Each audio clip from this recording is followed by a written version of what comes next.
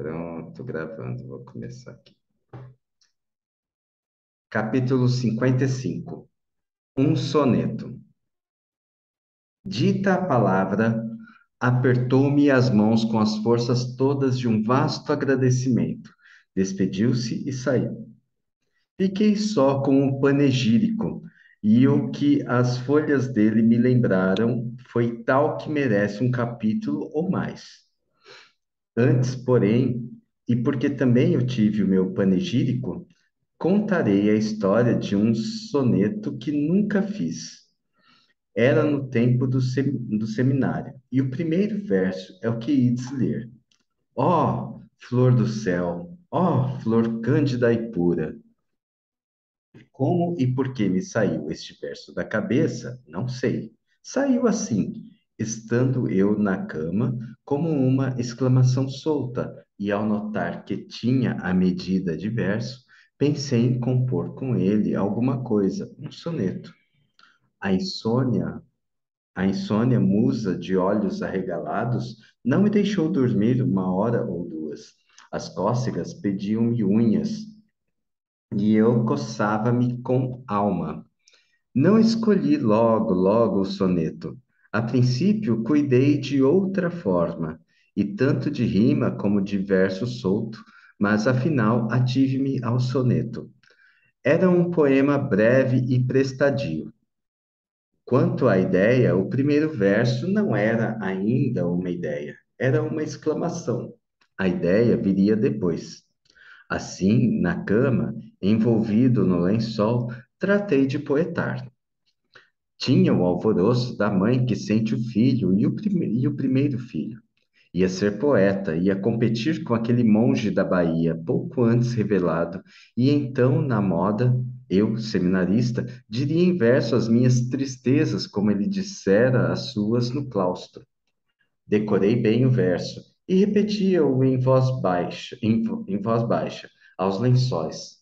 Francamente, achava-o bonito, e ainda agora não me pareceu mal. Ó, flor do céu! Ó, flor cândida e pura! Quem era a flor? Capitu, naturalmente. Mas podia ser a virtude, a poesia, a religião, qualquer outro conceito a que coubesse a metáfora da flor e flor do céu. Aguardei o resto, recitando sempre o verso, e deitado ora sobre o lado direito, ora sobre o esquerdo. Afinal, deixei-me estar de costas com os olhos no teto, mas nem assim vinha mais nada. Então adverti que os sonetos mais gabados eram os que concluíam com chave de ouro, isto é, um desses versos capitais no sentido e na forma. Pensei em forjar uma de tais chaves, considerando que o verso final, saindo cronologicamente dos 13 anteriores, com dificuldade traria a perfeição louvada. Imaginei que tais chaves eram fundidas antes da fechadura. Assim foi que me determinei a compor o último verso do soneto, e depois de muito suar, saiu este: Perde-se a vida, ganha-se a batalha. Sem vaidade e falando como se fosse de outro, era um verso magnífico, sonoro, não há dúvida, e tinha um pensamento. A vitória ganha à custa da própria vida, pensamento alevantado e nobre. Que não fosse novidade, é possível, mas também não era vulgar. E ainda agora, não explico por que via misteriosa entrou numa cabeça de tão poucos anos. Naquela ocasião, achei-o sublime. Recitei uma e muitas vezes a chave de ouro. Depois, repeti os dois versos seguidamente e dispus-me a ligá-los pelos 12 centrais. A ideia, agora, à vista do último verso, pareceu-me melhor não ser Capitu, seria a justiça. Era mais próprio dizer que, na pugna pela justiça, se perderia acaso a vida, mas a batalha ficava ganha.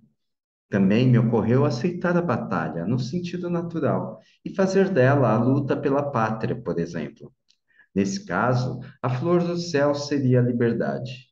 Esta acepção, porém, Sendo o poeta um seminarista, podia não caber tanto como a primeira, e gastei alguns minutos em escolher uma ou outra.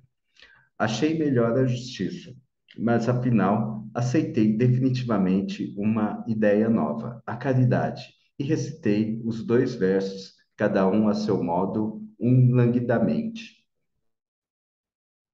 Ó flor do céu, ó flor cândida e pura, e o outro com grande brio. Perde-se a vida, ganha-se a batalha. A sensação que tive é que ia sair um soneto perfeito. Começar bem e acabar bem não era pouco. Para me dar um banho de inspiração, evoquei alguns sonetos célebres e notei que os mais deles eram facílimos. Os versos saíam uns dos outros, com a ideia em si tão naturalmente que se não acabava de crer se ela é que os fizera, se eles é que a suscitavam.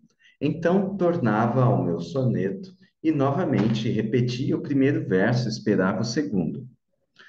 O segundo não vinha, nem terceiro, nem quarto. Não vinha nenhum.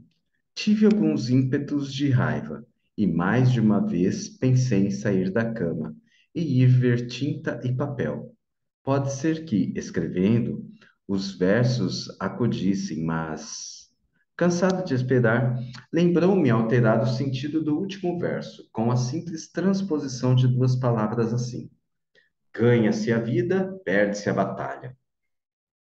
O sentido vinha a ser justamente o contrário, mas talvez isso mesmo trouxesse a inspiração. Neste caso, era uma ironia. Não exercendo a caridade, pode-se ganhar a vida, mas perde-se a batalha do céu. Criei forças novas e esperei. Não tinha janela. Se tivesse, é possível que fosse pedir uma ideia à noite.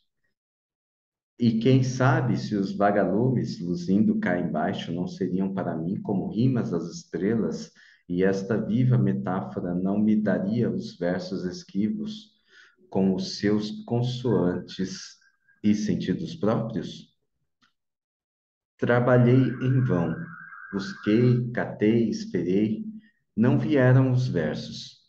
Pelo tempo adiante, escrevi algumas páginas em prosa.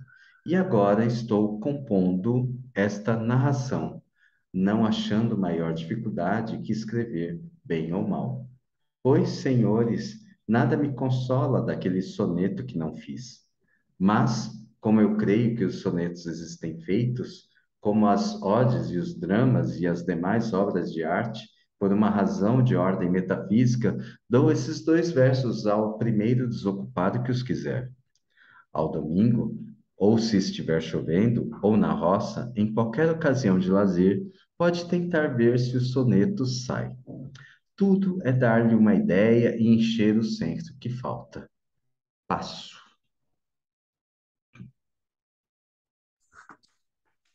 Um seminarista.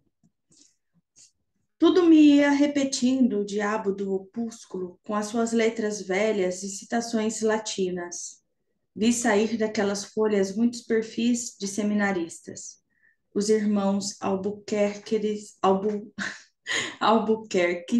por exemplo, um dos quais é cônego na Bahia, enquanto outros seguiu medicina e dizem haver descoberto um específico contra a febre amarela. Viu Bastos, uma magricela que está de vigário em meia ponte, se não morreu já. Luiz Borges, apesar de padre, fez-se político e acabou senador do Império.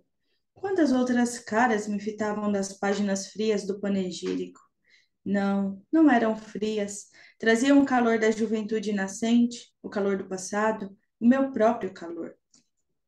Queria vê-las outras vezes e lograva entender algum texto, tão recente como no primeiro dia, ainda que mais breve. Era um encanto ir por ele.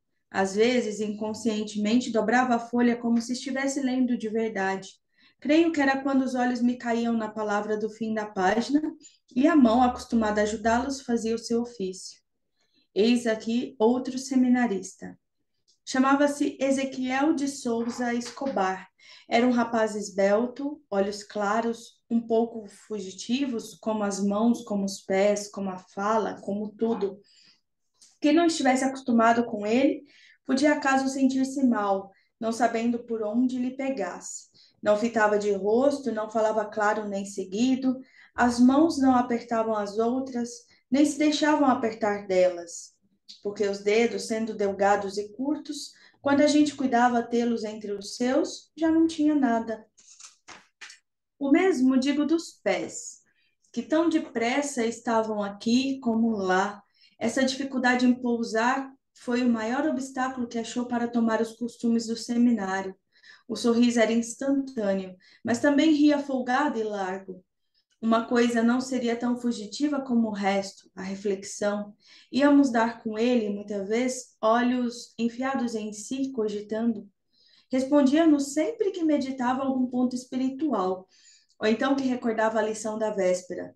Quando ele entrou na minha intimidade, pedia-me frequentemente explicações e repetições miúdas, e tinha memória para guardá-las todas, até as palavras. Talvez esta faculdade prejudicasse alguma outra. Era mais velho que eu, 3 anos, filho de um advogado de Curitiba, aparentado com um comerciante do Rio de Janeiro, que servia de correspondente ao pai. Este era homem de fortes sentimentos católicos. Escobar tinha uma irmã, que era um anjo, dizia ele. Não é só na beleza que é um anjo, mas também na bondade. Não imagina que boa criatura que ela é. Escreve muita vez, hei de mostrar-lhe as cartas dela. De fato, eram simples e afetuosas, cheias de carícias e conselhos. Escobar contava-me histórias dela, interessantes, todas as quais vinham a dar na bondade e no espírito daquela criatura. Tais eram que me fariam capaz de acabar casando com ela, se não fosse Capitu. Morreu pouco depois. Eu, seduzido pelas palavras dele, estive quase a contar-lhe logo a minha história. A princípio fui tímido, mas ele fez entrado na minha confiança. Aqueles modos fugitivos cessavam quando ele queria, e o meio e o tempo os fizeram mais pousados. Escobar veio abrindo a alma toda, desde a porta da rua até o fundo do quintal. A alma da gente, como sabes, é uma casa assim disposta, não raro, com janelas para todos os lados, muita luz e ar puro. Também as fechadas e escuras, sem janelas, ou com poucas e gradeadas, à semelhança de conventos e prisões. Outros sim, capelas e bazares, simples alpendres ou passos suntuosos.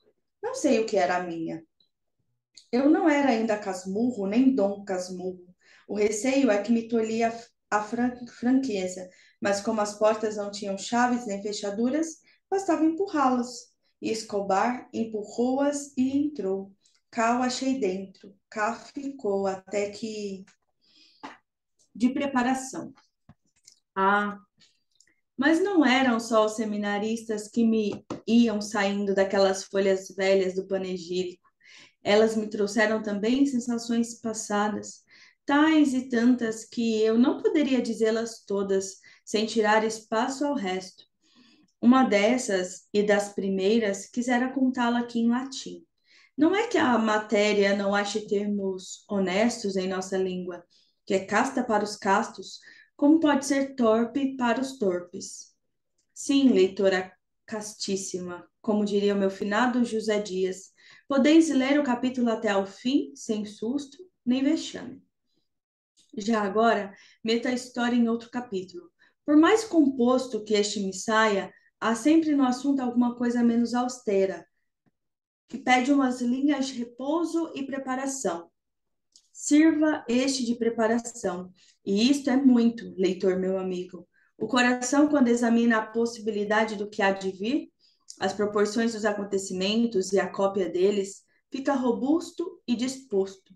E o mal é menor mal. Também, se não fica então, não fica nunca. E aqui verás tal ou qual esperteza minha, porquanto ao ler o que vais ler, é provável que o aches menos cru do que esperavas. O tratado. Foi o caso que, uma segunda-feira, voltando eu para o seminário, vi cair na rua uma senhora. O meu primeiro gesto, em tal caso, devia ser de pena ou de riso. Não foi uma nem outra coisa, porquanto, e é isto que eu quisera dizer em latim, porquanto a senhora tinha as meias muito lavadas e não as sujou, levava ligas de seda e não as perdeu. Várias pessoas acudiram, mas não tiveram tempo de a levantar. Ela ergueu-se muito vexada, sacudiu-se, agradeceu e enfiou pela rua próxima. Eu vou passar porque o Iago tá chorando aqui. Passo. Vamos lá. Este gosto, né? Aí, este gosto de imitar as francesas da Rua do Ouvidor, dizia-me José Dias, andando e comentando a queda. É evidentemente um erro. As nossas moças devem andar como sempre andaram, com seu vagar e paciência, e não este tique-tique afrancesado. Eu mal podia ouvi-lo. As meias e as ligas da senhora branqueavam e enroscavam-se diante de mim, e andavam, caíam, erguiam e iam-se embora.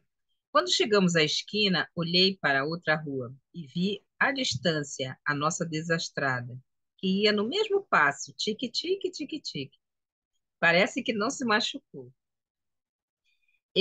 Disse eu, tanto melhor para ela, mas é impossível que não tenha arranhado os joelhos. Aquela presteza é manha. Creio que foi manha, mas que ele disse. Eu fiquei nos joelhos arranhados. Dali em diante, até o seminário, não vi mulher na rua a que não desejasse uma queda. A algumas adivinhei que traziam meias esticadas e ligas justas. Tal haveria que nem levasse meias, mas eu as via com elas. Ou então, também é possível. Vou esgarçando, vou esgarçando isto com reticências, para dar uma ideia das minhas ideias, que eram assim difusas e confusas. Com certeza, não dou nada. A cabeça ia-me quente e o andar não era seguro. No seminário, a primeira hora foi insuportável. As batinas traziam ar de saias e lembrava-me daquela senhora. Já não era um só que eu via cair. Todas as que eu encontrava na rua mostravam-me agora de relance as ligas azuis. Eram azuis? De noite sonhei com elas. Uma multidão de abomináveis criaturas veio andar à ronda de mim. Tique-tique. Eram belas, umas finas, outras grossas, outras ágeis, como o diabo. Acordei, busquei afugentá-las com esconjuros e outros métodos, mas tão depressa dormi como tornaram e com as mãos presas em volta de mim. Fazia um vasto círculo de saias ou trepadas no ar, pés e pernas sobre minha cabeça. Assim fui até madrugada. Não dormi, mas rezei Padre Nossos, Ave Marias e credos, e sendo este livro a verdade pura. É força confessar que tive de interromper mais de uma vez as minhas orações, para acompanhar no escuro uma figura de longe, tique-tique, tique-tique. Pegava depressa na oração, sempre no meio para consertá-la bem, como se não tivesse havido interrupção, mas certamente não lia a frase nova antiga. Vindo o mal pela manhã, vindo o mal pela manhã adiante, tentei vencê-lo, mas por um modo que não perdesses de todo. Sábios da Escritura, adivinhai o que podia ser. Foi isto. Não podendo rejeitar de mim aqueles quadros, recorri a um tratado entre a minha consciência e a minha imaginação. As visões femininas seriam, de horavante, consideradas como simples encarnações dos vícios, e por isso mesmo contempláveis. como o melhor modo de temperar o caráter e aguerri-lo para os combates ásperos da vida. Não formulei isto por palavras, nem por preciso, nem foi preciso. O contrato fez-me tacitamente, o contrato fez-se tacitamente, com algumas repugnâncias, mas fez-se, e por alguns dias era eu mesmo que evocava as visões para fortalecer-me, e não as rejeitava, sendo quando elas mesmas, de cansadas, se iam embora, com vivas de boa memória. Há, há dessas reminiscências que não descansam antes que a pena ou a língua as publique. Um antigo dizia a renegar de convivas que tem boa memória. A vida é cheia de tais convivas, e eu sou acaso um deles. Conquanto a prova de ter a memória fraca seja exatamente não me acudir agora o nome de tal antigo. Mas era um antigo. Ah, basta. Não, não. A minha memória não é boa. Ao contrário, é comparável a alguém que tivesse vivido por hospedarias, sem guardar delas nem caras nem nomes, e somente raras circunstâncias. A quem passe a vida na mesma casa de família, com os seus eternos móveis, costumes, pessoas, afeições. É que se lhe grava tudo pela continuidade e repetição. Como eu invejo os que não esqueceram a cor das primeiras calças que vestiram. Eu não atino com as das que enfiei ontem. Juro só que não eram amarelas, por excesso, porque execro essa cor. Mas isso mesmo pode ser ouvido e confusão. E antes seja ouvido que confusão. Explico-me. Nada se emenda bem nos livros confusos, mas tudo se pode meter nos livros omissos. Eu, quando leio alguma dessas outras castas, não me aflijo nunca. O que faço, em chegando ao fim, é cerrar os olhos e evocar todas as coisas que eu não achei nele. Quantas ideias finas me acodem, então. De que reflexões profundas? Os rios, as montanhas, as igrejas, que não vi nas folhas lidas. Todos me parecem agora com as suas águas, as suas árvores, os seus altares. E os generais, sacam das espadas que tinham ficado na bainha e os clarins soltam as notas que dormiram no metal. E tudo marcha com uma alma imprevista. É que tudo se acha fora de um livro falho, leitor amigo. Assim preenche as lacunas alheias. Assim podes também preencher as minhas. Querido opúsculo. Assim fiz eu ao panegírico, não vou eu para essa palavra, panegírico de Santa Mônica. E fiz mais, pus-lhe não só o que faltava de santa, mas ainda coisas que não eram dela. Viste o soneto, as meias, as ligas, o seminarista, Escobar e vários outros? Vais agora ver o mais que naquele dia me foi saindo das páginas amarelas. O opúsculo. Querido opúsculo, tu não prestavas para nada, mas que mais presta um velho par de chinelas. Entretanto, há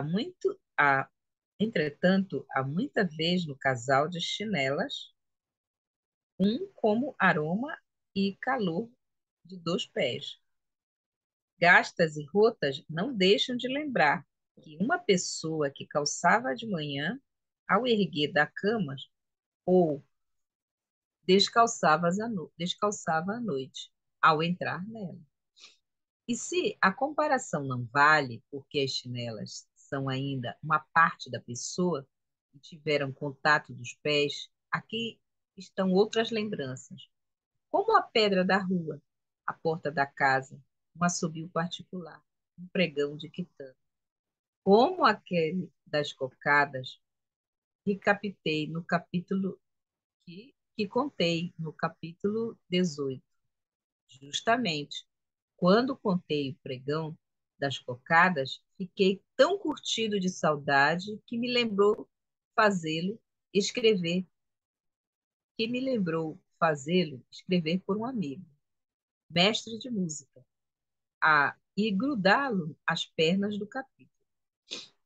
Se depois já retei o capítulo, foi porque outro músico, a quem mostrei que me confessou ingenuamente não achar no trecho escrito nada que lhe acordasse saudades, para que não aconteça o mesmo aos outros profissionais que porventura me leram. Melhor é poupar ao editor do livro o trabalho e a despesa da gravura. Vês que não pus nada, nem ponho.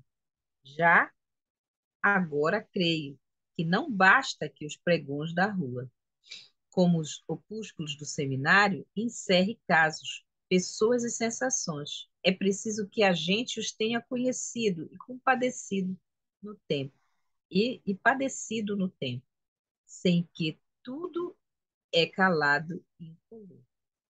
Mas vamos ao mais que me foi saindo das páginas amarelas. A vaca de Homero. O mais foi muito. Vi saírem os primeiros dias da separação, duros e opacos, sem embargos das palavras de conforto que me deram os padres e os seminaristas e as de minha mãe e tio Cosme, trazidas por José Dias ao seminário. Todos estão saudosos, disse-me este, mas a maior saudade está naturalmente no maior dos corações. E qual é ele? Perguntou-me, escrevendo a resposta nos olhos. Mamãe, acudi eu. José Dias apertou-me as mãos com alvoroço e logo pintou a tristeza de minha mãe, que falava de mim todos os dias, quase a todas as horas, como a aprovasse sempre e acrescentasse algumas palavras relativamente aos dotes que Deus lhe dera. O desvanecimento de minha mãe nessas ocasiões era indescritível. E contava-me tudo isso cheio de uma admiração lacrimosa. Tio Cosme também se enternecia muito. Ontem até se deu um caso interessante. Tendo eu dito à excelentíssima, que Deus lhe dera, não um filho, mas um anjo do céu. Ô, doutor, ô, doutor, ficou tão comovido que não achou modo de vencer o choro, senão fazendo-me um daqueles elogios de galhofa que só ele sabe. Não é preciso dizer que Dona Glória enxugou furtivamente uma lágrima, ou ela não fosse mãe. Que coração amantíssimo! Mas, senhor José Dias, e a minha saída daqui? Isso é negócio meu. A viagem à Europa é o que é preciso. A viagem à Europa, o que é preciso? Mas pode fazer-se daqui a 1 ou 2 anos, em 1859 ou 1860. Tão tarde, era melhor que fosse este mesmo ano, mas demos tempo ao tempo. Tenha paciência, vá estudando, não se perde nada e sabendo já daqui alguma coisa.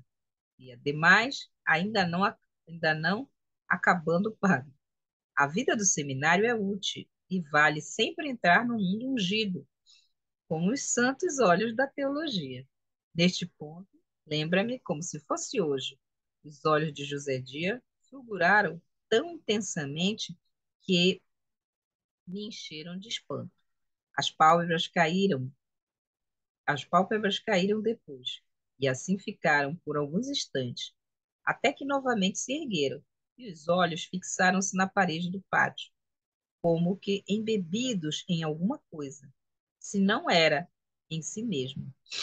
Depois despegaram-se da parede e entraram a vagar pelo pátio todo. Podia compará-lo aqui à vaca de Homero. Andava e gemia em volta da cria que acabava de parir. Não lhe perguntei o que é que tinha, já por acanhamento, já porque dois lentes, um deles da teologia, vinham caminhando na nossa direção. Ao passarem por nós, o agregado que os conhecia cortejou-os com as deferências devidas e pediu-lhes notícias minhas. Por ora, nada se pode afiançar, disse um deles, mas parece que dará conta da mão. É o que eu lhe dizia agora mesmo, acudiu José Dias. Quanto ouvir-lhe a missa nova. Mas ainda que não chegue a ordenar-se, não pode ter melhores estudos do que os fizera aqui. Para a viagem da existência, concluiu demorando mais palavras. Irá ungindo com os santos olhos da teologia. Desta vez, a fulguração dos olhos foi menor. As pálpebras não lhe caíram, nem as pupilas fizeram os movimentos anteriores. Ao contrário, todo ele era atenção e interrogação. Quando muito um sorriso claro e amigo lhe errava os olhos.